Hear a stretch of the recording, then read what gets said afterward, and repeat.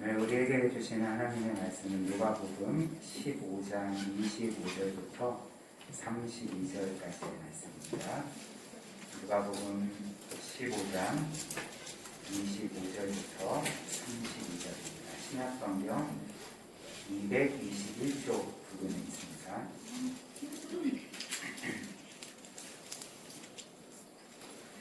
누가복음 15장 25절부터 32절까지 제가 읽어드리겠습니다. 마다들은 밭에 있다가 돌아와 집에 가까이 왔을 때에 풍악과 춤추는 소리를 듣고 한 종을 불러 이 무슨 일인가 물은데 대답하되 당신의 동생이 돌아왔음에 당신의 아버지가 건강한 그를 다시 맞아들이게 됨으로 인하여 살찐 송아지를 잡았나이다 하니 그가 노하여 들어가고자 하지 아니하거늘 아버지가 나와서 권하는데 아버지께 대답하여 이르되 내가 여러 해 아버지를 섬겨 명을 어기니었거늘 내게는 염소 새끼라도 주어 나와 내 것으로 즐기게 하신 일이 없더니 아버지의 살림을 창녀들과 함께 삼켜버린 이 아들이 돌아오매 이를 위하여 살찐 송아지를 잡으셨나이다. 아버지가 이르되 예 너는 항상 나와 함께 있으니 나의 것이 다 너의 것이로되 이 너의 동생은 죽었다가 살아났으며 내가 잃었다가 얻었기로 우리가 즐거워하고 기뻐하는 것이 마땅하다 하니라. 아멘. 우리가 살펴보고 있는 이 누가복음 15장 말씀은 주님께서 잃어버린 것을 찾는 그 비유 시리즈죠. 3부작 비유 시리즈인데, 그래서 우리가 이 본문을 살펴보면서 첫 번째로 잃어버렸던 것이 양이었죠. 잃어버린 양을 찾은 비유였고, 두 번째는 잃어버린 드라크마를 찾은 비유였고, 세 번째는 잃어버린 아들을 찾은 비유였죠. 그래서 이 3부작 비유의 메시지가 무엇일까요? 하나님께서는 자신의 잃어버린 자를 반드시 찾으신다. 끝까지 찾으신다. 어떤 희생을 감수하고서라도 그 잃어버린 자를 반드시 끝까지 찾으신다는 것을 우리에게 말씀해 주고 있고요. 그리고 그 잃어버린 자를 찾으셨을 때에 기뻐하신다는 것이죠. 심지어 얼마나 기뻐하시냐면 이미 천국에 구원받아 있는 그 의인 99으로 인한 기쁨보다도 이 한 사람의 죄인이 주님께 돌아올 때 크게 기뻐한다. 이 메시지를 우리에게 전해 주셨습니다. 그래서 우리는 지난주에 이제 3부작 중에 세 번째 이야기, 잃어버린 그 아들을 찾은 아버지의 이야기를 살펴보았는데요. 그래서 지난주 말씀을 잠시 우리가 기억하고 또 요약하자면 우리는 이 비유를 통해서 세 가지를 살펴보았죠. 첫 번째는 죄의 본질에 대해서, 두 번째는 죄의 결과에 대해서 잘 기억하시며, 세 번째는 하나님의 구원에 대해서 함께 살펴보았는데, 죄의 본질이 무엇이었습니까? 뭐 나쁜 행동하고 나쁜 말하고 나쁜 생각하는 게 물론 그것도 죄지만 죄의 본질은 바로 하나님이 없이 살려고 하는 것이죠. 하나님이 없었으면 좋겠고, 그리고 자신이 하나님처럼 되어서 자기 힘으로 독립적으로 살려고 하는 것이 사실 성경이 말하는 죄의 본질인 것입니다. 둘째 아들이 그렇지 않았습니까? 둘째 아들은 내 유산을 주십시오라고 하면서 나는 아버지가 죽기를 바랍니다. 아버지가 없었으면 좋겠습니다. 라고 아버지를 심히 모욕했고 그 유산을 받아가지고 이제는 아버지 없이 독립적으로 자기의 힘으로 잘 살기 위해서 아버지를 떠나버렸죠. 이것이 바로 죄의 본질이었던 것이죠. 그리고 두 번째는 죄의 결과인데요. 그 죄의 결과는 무엇이었을까요? 궁핍입니다. 둘째 아들은 자신이 아버지 없이도 잘 살 수 있으리라 생각을 했지만 결국에는 그 모든 유산을 탕진해버리고 궁핍해졌죠. 물질적으로만 궁핍해진 것이 아니라 그는 영적으로도 궁핍해졌습니다. 돈이 떨어지자 누구도 그를 진실하게 사랑해주지 않았고 돌보아주지 않았고 아껴주지 않았고 인정해주지 않았습니다. 그래서 그는 돼지가 먹는 지엽 열매라도 너무나도 배고파서 먹고자 했지만 이제 그것조차 주는 사람은 없었던 것이죠. 그러니까 사람 이하의 존재, 돼지보다 못한 존재로 여김을 받았는데 이제 어떤 면에서 이것이 바로 이제 죄를 짓는, 죄를 안고 살아가는 모든 사람들의 영적인 궁핍함이라는 것입니다. 자신이 원하는 그 진실한 사랑과 완전한 받아들여짐을 결코 얻을 수가 없는 것이죠. 늘 갈급한 마음으로 그렇게 영적으로 굶주리며 살아가게 되는 것이죠. 그래서 세 번째로는 이제 구원이죠. 구원이 무엇이 있을까요? 둘째 아들이 제정신을 차리고 내가 아버지 없이는 한순간도 온전히 살아갈 수가 없었구나.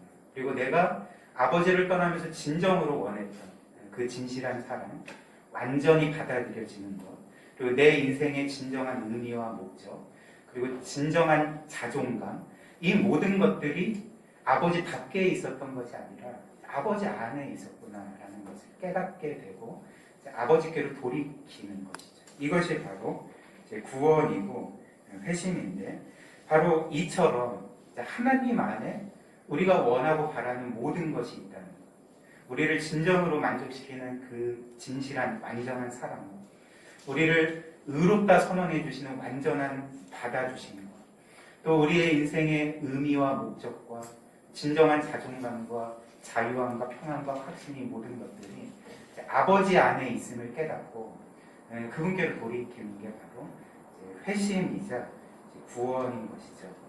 그래서 이렇게 아버지는 제정신을 차리고 자기에게 돌아오는, 회개하여 돌아오는 아들을 받아주게 됩니다.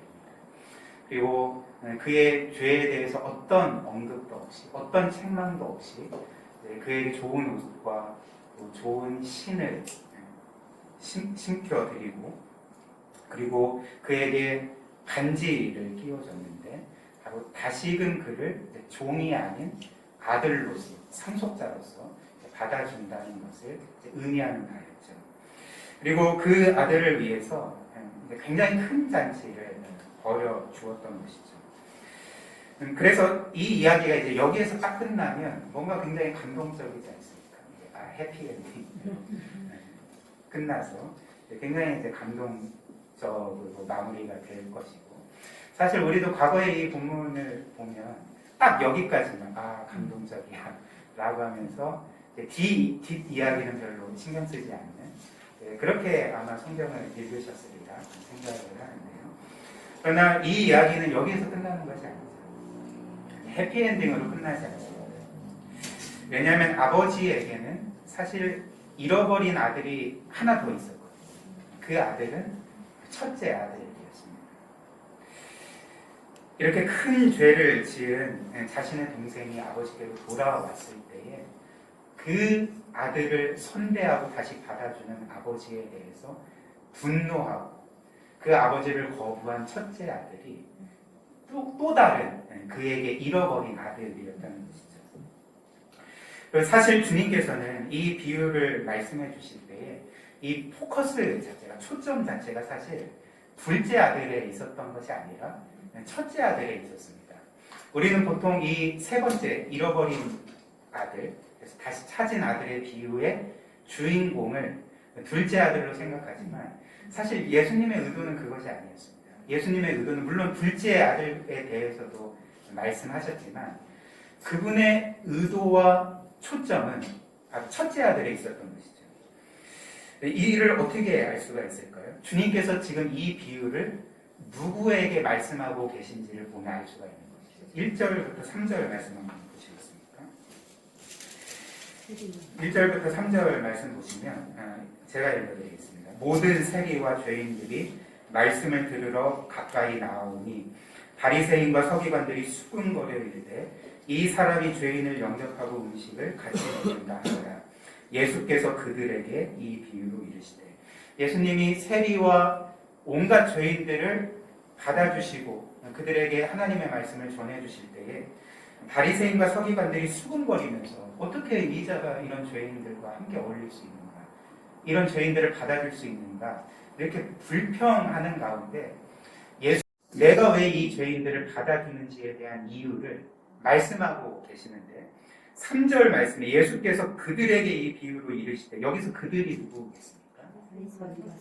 그렇죠. 2절의 바리새인들과 서기관들에게 지금 이 비유를 말씀하신 것입니다. 그래서 이 3부작 이 시리즈 이 비유의 말씀은 사실 그 청중 자체가 바리새인들과 서기관들이었던 것입니다. 그들에게 무언가 메시지를 주기 위해서 이 말씀을 하셨다는 것입니다. 즉, 왜 죄인들을 받아주는 것인가? 라는 그들의 질문에 대해서 하나님의 그 구원과 은혜에 대해 말씀하셨던 것이죠.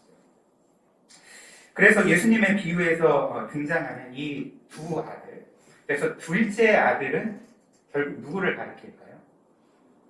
바리새인들이 그토록 정죄하고 비난하는 왜 이런 죄인들을 받아줍니까? 라고 했던 큰 죄를 짓고 하나님을 떠나 있었던 세리와 창녀들과 죄인들을 가리키는 것이었죠.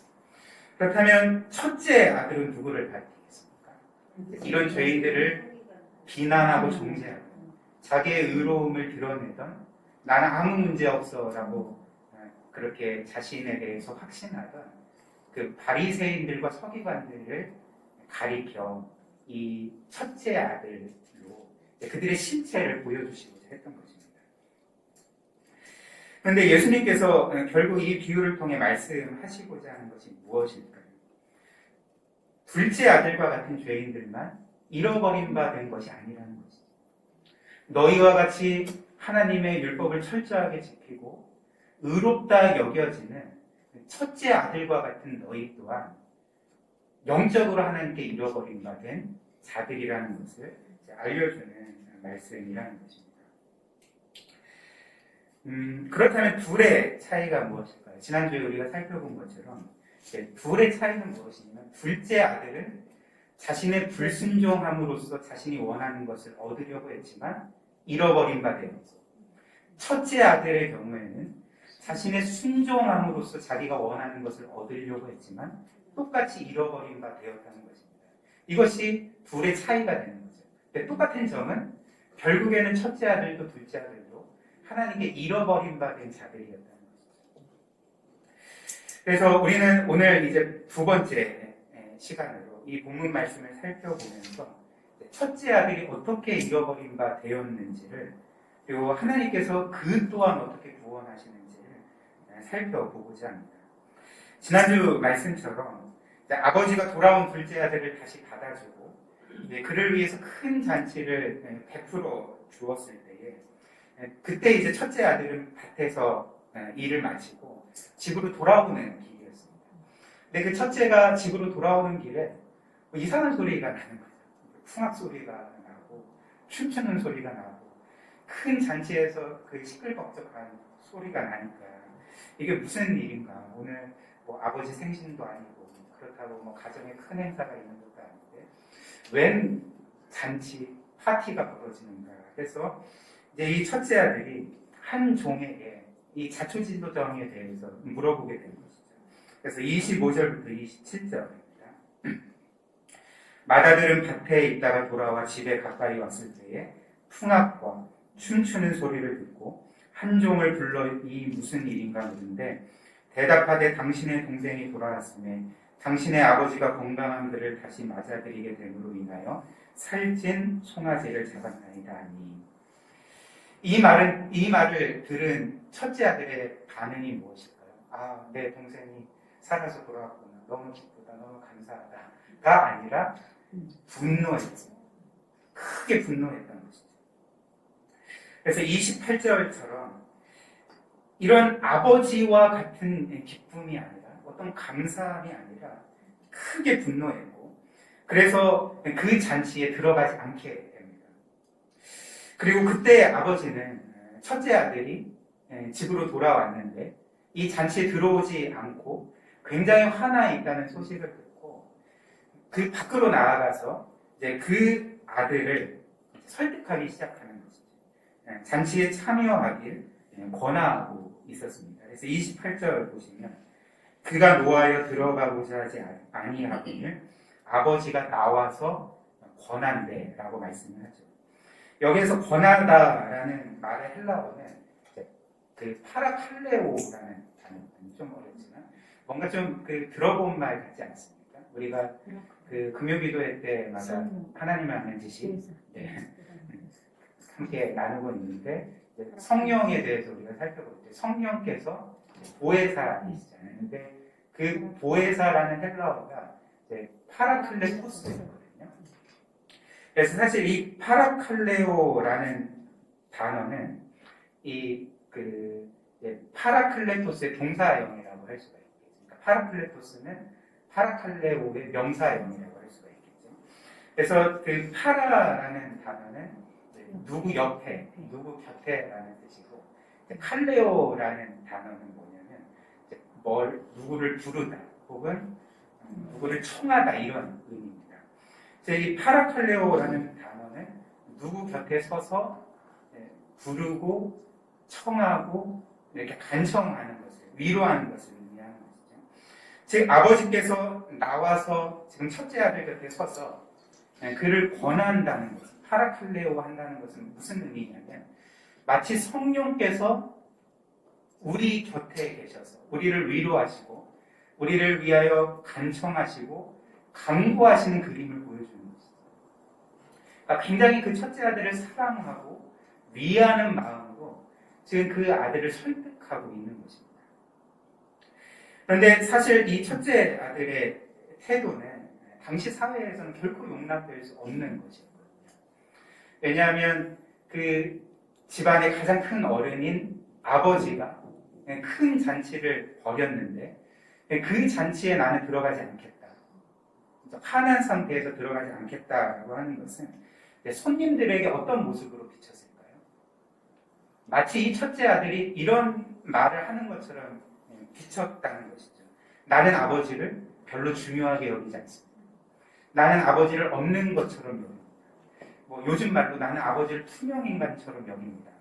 이렇게 비칠 수가 있었기 때문에 사실 이것은 아버지에 대한 큰 모욕이었다는 것이죠. 그런데 그럼에도 불구하고 아버지는 나와서 아들을 위로하고 있고 간청하고 있는 것입니다. 그래서 그때 첫째 아들은 분노하면서 아버지께 다음과 같이 말했는데 28절부터 30절입니다. 그가 노하여 들어가고자 하지 아니하거늘 아버지가 나와서 권한대 아버지께 대답하여 이르되 내가 여러 해 아버지를 섬겨 명을 어김이 없거늘 내게는 염소 새끼라도 주어 나와 내 것으로 즐기게 하신 일이 없더니 아버지의 살림을 창녀들과 함께 삼켜버린 이 아들이 돌아오매 이를 위하여 살찐 송아지를 잡으셨나이다. 이게 무슨 말일까요? 지금 아버지는 큰 죄를 지은 이 둘째 아들을 다시 받아주고 심지어 살찐 송아지까지 잡아서 큰 잔치를 벌어줬는데 아버지는 늘 내가 아버지께 순종하고 아버지의 명을 하나도 어김없이 다 지켰는데 나에게 언제 염소 새끼 한 마리라도 잡아준 적 있습니까? 라고 지금 항의하고 있는 거죠.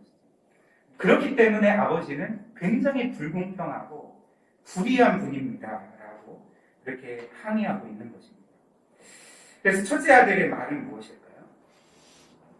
이제 요점이 무엇이냐면 자신이 마땅히 받아야 될 바를 받지 못했다는 것이죠. 자신은 그토록 아버지께 순종했는데 정말 뼈 빠지게 노동하면서 아버지의 명을 어김없이 모든 그 아버지의 말씀을 따라서 일했는데도 불구하고 나는 마땅히 받아야 될 대우를 받지 못했고 아버지는 아무 자격과 공로 없는 저 둘째에게 심지어 살찐 송아지까지 잡아서 큰 잔치를 베풀어 주시니 아버지는 부당합니다. 아버지는 불의합니다. 지금 이런 식으로 아버지를 모욕하고 있는 것이죠. 그러나 이 첫째 아들의 말이 정말 사실이었을까요? 정말 아버지는 그를 부당하게 대했을까요? 전혀 그렇지 않습니다. 사실 자신에게 염소 새끼 한 마리라도 잡아준 적이 없다라는 이 첫째 아들의 말은 사실이 아니었죠. 왜냐하면 아버지는 31절을 보면 이렇게 말하기 때문에 그렇습니다.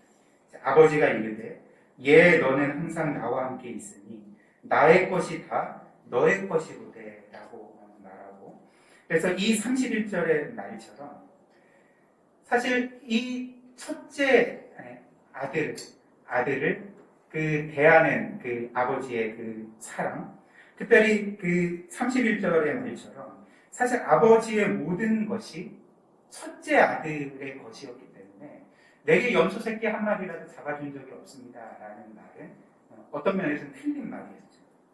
그리고 그 아버지의 모든 것이 첫째 아들의 것이라는 이 말은 아버지가 그 유산을 나눠줬을 때를 기억해 보면 더 정확하게 이해를 할 수가 있습니다. 그 12절 말씀을 보면 이 아버지가 둘째가 자신에게 유산을 요구했을 때 유산을 나눠주지 않았습니까? 그런데 사실 이 아버지는 둘째에게만 유산을 나눠준 것이 아니었습니다. 첫째에게도 유산을 나눠줬던 것입니다. 12절 말씀 보면 이렇게 기록되어 있거든요.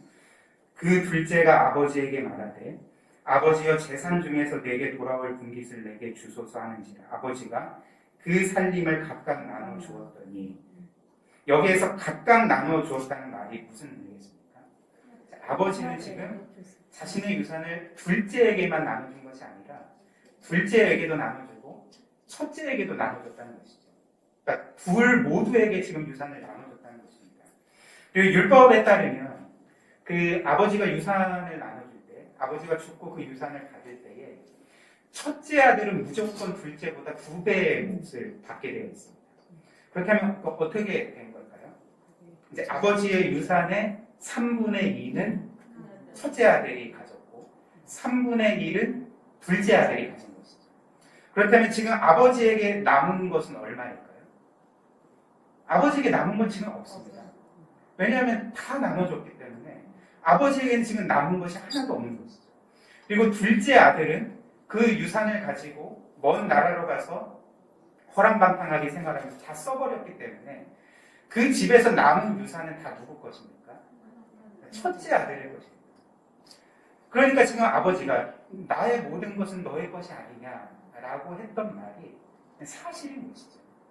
아버지는 둘째 아들을 사랑하는 것처럼 첫째 아들을 사랑했고 그를 너무나도 귀하게 여겼고 이미 그에게 자신의 모든 것을 준 상태였던 것이죠. 그리고 첫째 아들이 아버지에게 이 모든 것을 받았던 이유는 그가 아버지의 명을 어김없이 다 순종했기 때문이 아니라 그가 그렇게 아버지 곁에서 뼈 빠지게 일한 보상으로서 받은 것이 아니라 그것과 상관없이 아버지는 그를 사랑했기 때문에 그가 자신의 아들이기 때문에 그에게 모든 것을 줬다는 것입니다. 바로 사랑과 은혜로 이 모든 것들을 줬던 것이죠. 그러나 그럼에도 불구하고 첫째 아들은 아버지에게 이미 자신의 그 모든 것을 받았음에도 불구하고 지금 그의 태도가 어떠한 것입니까? 난 부당하다. 아버지가 내가 마땅히 받아야 될 것을 주지 않았다. 오히려 저 자격 없는 죄인인 둘째에게 많은 것들을 주고 있다. 그렇기 때문에 나는 지금까지 행한 만큼 받지 못했고 반드시 내가 마땅히 누려야 될 권리를 되찾겠다라고 하면서 항의하고 있는 것이죠. 이는 무엇을 보여줄까요? 첫째 아들은 늘 아버지 곁에 있었죠. 아버지의 명에 하나도 어김없이 다 순종했지만 겉보기에는 둘째 아들과는 전혀 상반된 너무나도 성실하고 착하고 의로운 아들이었지만 그럼에도 불구하고 이 첫째는 아버지의 사랑을 몰랐던 거죠. 둘째 아들만 아버지의 사랑을 몰랐던 것이 아니라 첫째 아들도 아버지의 사랑을 몰랐던 것이죠. 그리고 결국 이 첫째 아들이 아버지의 명에 그토록 철저하게 순종했던 것, 아버지 밑에서 그토록 열심히 일했던 것은 그가 아버지를 사랑하거나 아버지를 존경하거나 아버지를 귀하게 여기기 때문이 아니라 혹은 자신이 받은 것에 감사하기 때문이 아니라 바로 자신이 뭔가 원하는 것을 아버지로부터 받아내기 위해서 그렇게 순종했음을 보여주는 것이죠. 즉 첫째 아들이 진정으로 원하는 것은 아버지 자신이 아니었습니다.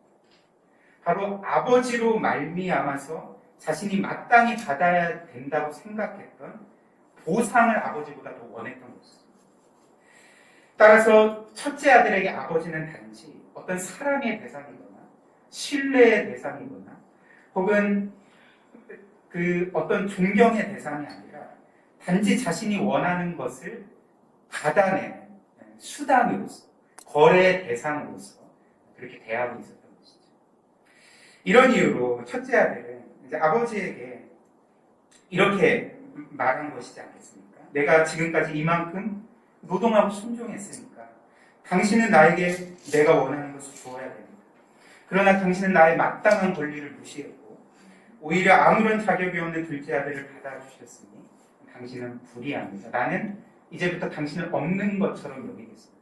과거에도 물론 뭐 없는 것처럼 여겼지만 이제 드러나게 나는 당신을 없는 것처럼 여기겠습니다. 라고 선언하고 있는 것이죠. 그래서 요약하자면 첫째 아들은 늘 아버지 곁에 있었지만 아버지 명에 철저하게 순종했지만 정작 아버지의 사랑과 은혜는 몰랐습니다. 그와의 관계를 원하지 않았죠. 그 아버지 자체를 원한 것이 아니었습니다. 그리고 그는 자신이 열심히 일한 것 때문에 순종한 것 때문에 자신이 마땅히 받아야 될 것을 받아야 된다라고 생각했지만 아버지께서 이미 사랑과 은혜로 그에게 모든 것을 주셨으면 전혀 알지 못했던 것이죠. 이런 이유로 예수님은 오늘 이 비유에서 둘째 아들만 잃어버린 바 된 것이 아니다. 바로 첫째 아들인 너도 잃어버린 바 된 불쌍한 영혼이란다 라고 말씀을 하고 계시는 것입니다. 사랑하는 성도 여러분, 예수님께서 이 비유를 통하여서 우리에게 말씀하고 계시는 바가 무엇일까요? 교회 안에 이제 외형적으로는 하나님을 믿고 또 하나님의 말씀에 순종하는 것처럼 보일지라도 우리 자신이 첫째 아들일 수가 있다는 겁니다. 영적으로 잃어버린 바 된 자들일 수도 있다는 것입니다. 그렇게 외적으로 경건하게 살고 하나님의 사랑을 모를 수 있고 또 하나님을 그렇게 많이 원하지 않을 수도 있는 것입니다. 하나님 자신은 원하지 않지만 하나님으로 인해서 내가 원하는 것은 얻고 싶다라는 마음으로 하나님을 믿고 섬기는 것이 아니라 하나님을 이용하는 삶을 살아갈 수가 있는 것이죠. 이렇게 바로 둘째 아들의 경우와는 달리 아버지 곁에 있어요. 그리고 아버지께 순종해 착하고 성실하고 거룩하고 의로운 자로 보일지라도 얼마든지 잃어버린 자가 될 수 있다는 것입니다. 그리고 어떤 면에서 첫째 아들은 둘째 아들보다 더 많이 잃어버린 바 된 자입니다. 물론 뭐 잃어버린 게 덜 잃어버리고 더 잃어버린다는 것이 좀 뭐 어폐가 있을 수 있지만 그럼에도 불구하고 이 첫째는 둘째보다 하나님께 더 멀리, 아버지께 더 멀리 떨어져 있었던 것이죠. 멀리 달아나 있었던 것입니다. 왜 그럴까요? 일단 첫째 아들의 경우는 그가 자신이 잃어버린 바 된 것을 알기가 심히 어렵기 때문에 그렇습니다. 둘째 아들의 경우는 어떨까요? 그러니까 딱 봐도 얘는 그냥 잃어버린 바 된 자잖아요. 아버지를 이렇게 모욕하고 아버지가 죽었으면 좋겠다고 말하고 그리고 아버지를 떠나서 그 먼 도시에서 허랑방탕하며 이렇게 큰 죄를 지은 그 둘째를 볼 때에 누구라도 그를 보면 쟤는 잃어버린 바 된 자야, 탕자야라고 말하지 않겠습니까? 그러나 그 똑같은 사람들이 둘째가 아닌 첫째 아들을 바라볼 때 어떤 생각을 갖겠습니까? 결코 이 첫째를 뭔가 문제가 있거나 잃어버린 바 되었거나 그래서 다시금 찾아야 될 자로 여기지 않을 것입니다. 왜냐하면 오늘 계속 이 아들이 주장하는 것처럼 나는 아버지의 명을 하나도 어김없이 다 순종했습니다. 아버지 곁을 떠나지 않았습니다. 나는 저 큰 죄인의 둘째 아들과는 전혀 다른 사람입니다. 라고 말하기 때문에 그리고 그렇게 보이기 때문에 사실 이를 잃어버린 자로 보기가 힘들다는 것이죠.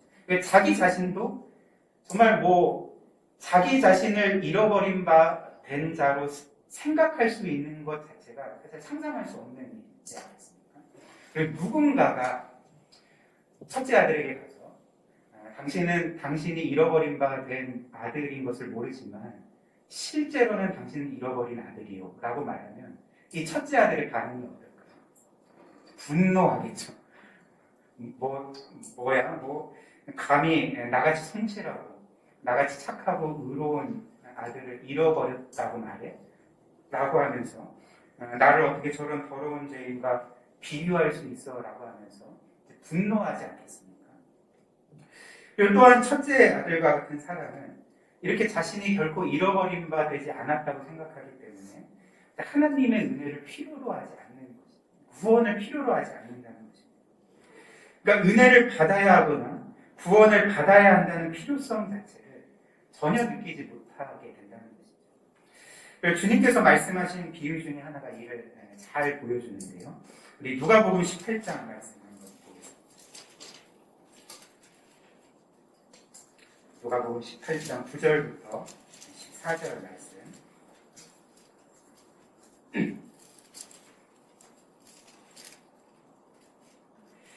누가복음 18장 9절부터 14절 말씀. 예수님께서 바리새인과 세리의 기도의 비유, 유명한 비유를 말씀하셨는데요. 제가 읽어드리겠습니다. 또 자기를 의롭다고 믿고 다른 사람을 멸시하는 자들에게 이 비유로 말씀하시되 두 사람이 기도하러 성전에 올라가니 하나는 바리새인이요 하나는 세리라.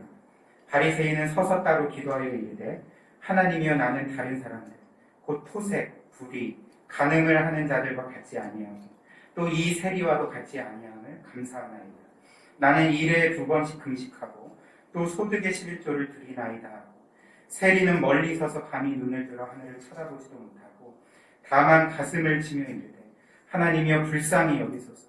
나는 죄인이로소이다 하였느니라. 내가 너희에게 이르노니 이에 저 바리새인이 아니고 이 사람이 의롭다 하심을 받고 그의 집으로 내려갔느니라.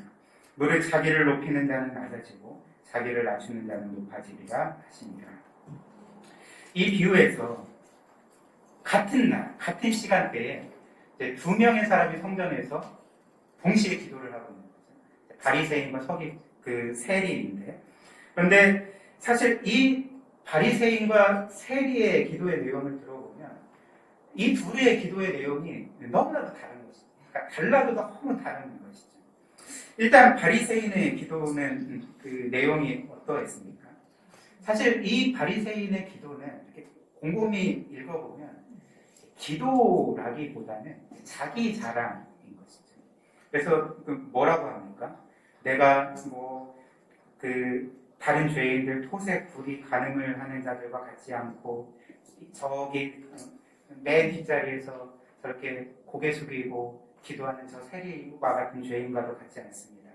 나는 일주일에 2번 금식하고 또 11조를 꼬박꼬박 드리고 등등의 여러 선하고 의로운 행위들을 하는 나는 의로운 자입니다. 나는 자랑받을 만한 자입니다. 라고 이제 자기를 자랑하고 있는 것이죠. 그런데 세리의 기도는 어떻습니까? 전혀 자랑할 것이 없는 것이죠. 단지 그가 하는 말은 감히 눈을 들어 하늘을 쳐다보지도 못하고 다만 가슴을 치면서 하나님 저를 불쌍히 여겨주옵소서. 저는 죄인이 저에게 긍휼과 자비를 베풀어 주옵소서 라고 하면서 간절한 마음으로 가난한 마음으로 하나님의 은혜만을 구하고 있는 것입니다. 그런데 세리와는 달리 바리새인은 자신의 이 철저한 율법 준수와 그로 말미암은 의로움을 자랑하고 있지 않습니까? 근데 정작 이 바리새인의 기도를 보면 하나님께 어떤 은혜도 구하고 있지 않는 것이죠. 그렇다면 이 바리새인은 뭘 기도하나? 왜 은혜를 구하지 않고 있는가? 왜 그럴까요? 이 바리새인은 자신이 은혜를 받아야 될 필요성을 전혀 느끼지 못하고 있기 때문입니다. 자신이 뭔가 죄를 지어서 용서를 받아야 되고 하나님의 긍휼하심과 자비와 은혜를 입어야 된다는 생각 자체를 전혀 하지 못하고 있는 것이죠. 왜냐하면 자신은 죄를 지은 적이 없습니다. 자신은 철저하게 율법을 지키고 있습니다. 자신은 철저하게 신앙생활을 하고 있습니다. 그렇기 때문에 자신은 나에게는 하나님의 은혜는 필요 없습니다. 나에게 하나님의 자비와 긍휼과 구원과 용서는 필요 없습니다. 그러면 이 바리새인이 뭘 구하고 있는 것입니까? 하나님의 은혜를 구하는 것이 아니라 자신이 마땅히 받아야 될 보상을 구하고 있는 것입니다. 내가 이렇게 의로우니까 하나님은 내가 원하는 것을 반드시 주셔야 됩니다. 만약에 이것을 주시지 않으면 하나님은 불의한 분입니다. 라는 그것이 암시된 기도를 하고 있는 것입니다.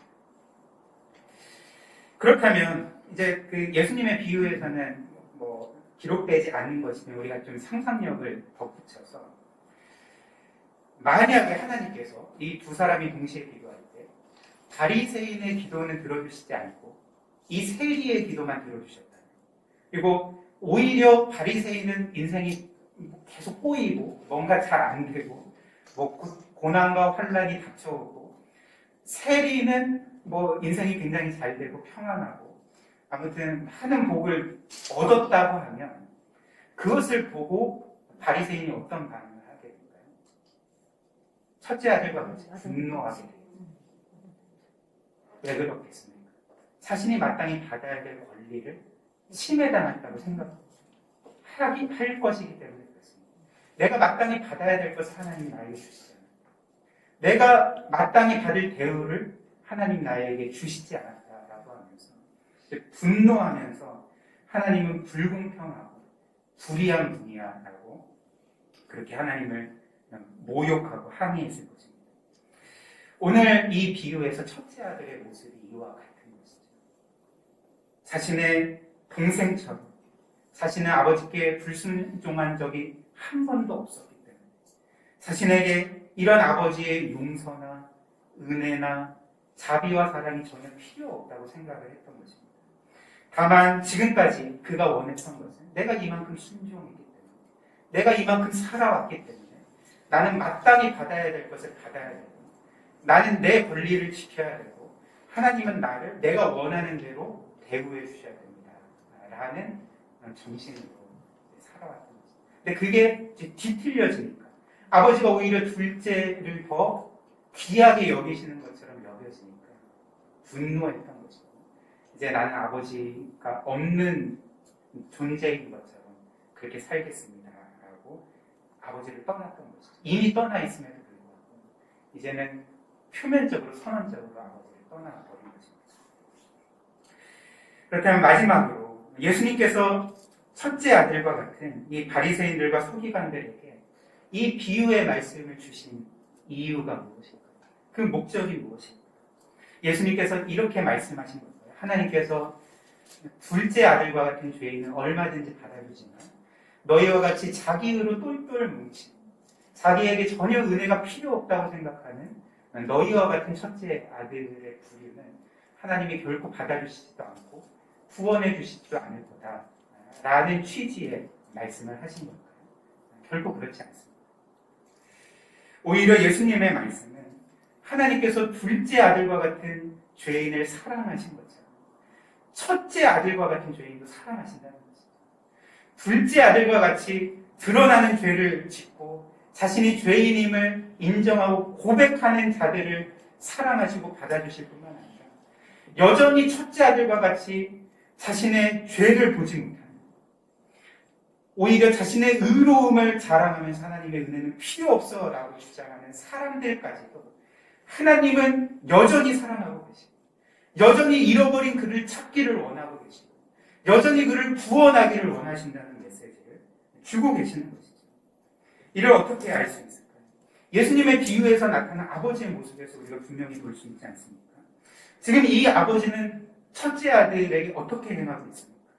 우리가 본 28절처럼 이 아들을 설득하고 있는 것입니다. 마치 성령님이 우리를 위로하고 간청하고 간구하는 것처럼 이 아버지가 아버지의 체면을 다 내려놓고 첫째 아들에게 받은 모욕을 다 감수함으로 그 아들에게 가서 그 아들을 설득하고 있는 것입니다. 내가 이만큼 너를 사랑하지 않느냐. 내 모든 것이 이미 너의 것이 아니냐. 내가 이만큼 너를 귀하게 여기고 있지 않느냐. 같이 나의 은혜의 잔치에 참여하자라고 간청하고 있는 것입니다. 이것이 바로 우리 하나님이심을 오늘 예수님께서 우리에게 말씀해주고 계시는 것입니다. 사랑하는 성도 여러분, 이 세상의 모든 사람은 결국 둘 중에 하나인 것이죠.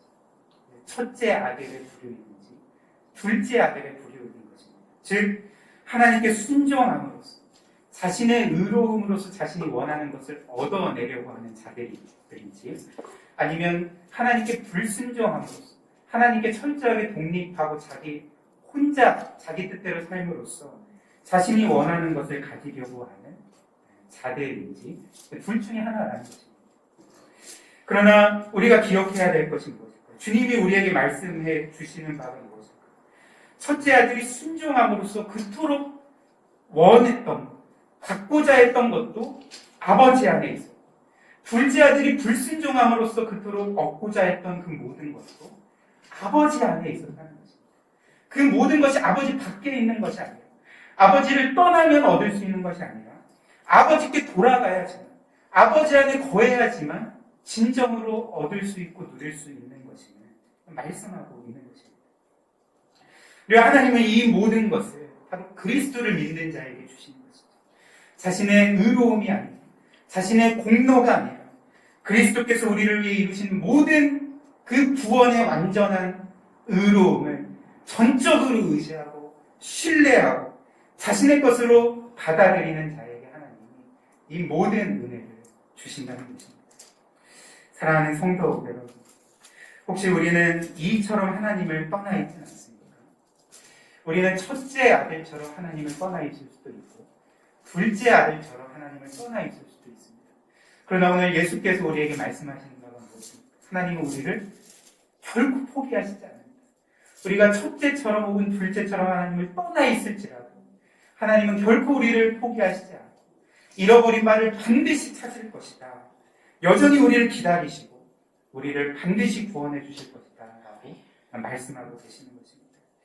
오늘 이 그리스도를 통하여서 하나님께 돌아갑시다.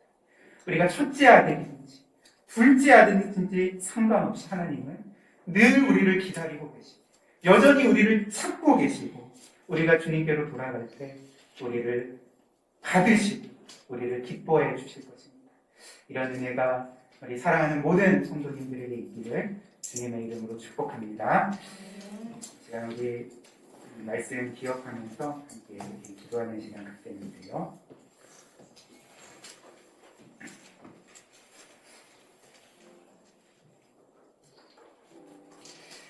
우리가 2주에 걸쳐서 함께 나눈 이 말씀을 다시 한번 기억해 보았으면 좋겠습니다.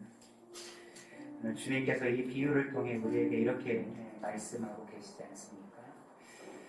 우리는 첫째 아들과 같은 자인지, 혹은 둘째 아들과 같은 자인지, 혹은 참 교회 안에 있지, 여전히 신앙생활을 하고 있지, 그 울타리 안에 있지만, 그럼에도 불구하고 우리의 영혼은 하나님 없이 하나님을 떠나 있고 하나님의 은혜를 전혀 필요로 하지 않는, 오히려 내가 이만큼 했으니 하나님께서 나에게 내가 원하는 것을 주셔야 된다라고 요구하고 있지 않습니까?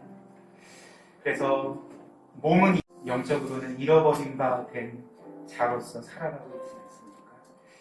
하나님께서 오늘 이 말씀을 통하여서 그런 우리도 기다리신다 말씀하십니다. 우리가 둘째 아들과 같더라도 첫째 아들과 같더라도 우리의 하나님 아버지께서는 우리를 여전히 기다리시고 여전히 찾고 계시고 그리스도의 완전한 대속의 은혜로 우리를 받아주시고 새롭게 하시기를 원하십니다. 이 시간 우리의 영혼의 상태를 다시 한번 돌아보고 점검하면서 예수 그리스도의 은혜를 의지합시다. 그리스도를 통해 다시 한번 하나님께로 돌아갑시다. 이런 기도 하나님께 올려드리겠습니다.